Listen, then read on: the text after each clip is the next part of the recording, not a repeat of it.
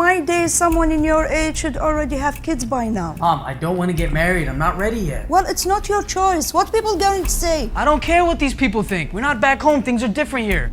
I just don't want to get forced to get married right now when I haven't even finished high school. Well, your education doesn't matter in the end. You'll get married and have kids anyways. So what's the point? Mom, I would love to stay at home one day and take care of the kids and build a family. There's nothing wrong with that. I want to go to college and get a degree so I can take care of myself when I need to. Oh, so you want to go to college and mess around all day so people can say, I didn't know how to raise my kid? You let Tasneem and Rayyan go? They're outside all the time and you don't say anything. And they're not even doing good at school. I bet you if I did better, you'd still put them above me. But that is not your responsibility. There are other duties to do at home. That's what Islam tells you to do. No, Mom, that's not what Islam says. Islam says that we have a choice. You can't just force things on me against my will. Is that all I'm good for, to get married and be a servant for the rest of my life? That would happen to you? You will do as I say, and that's final.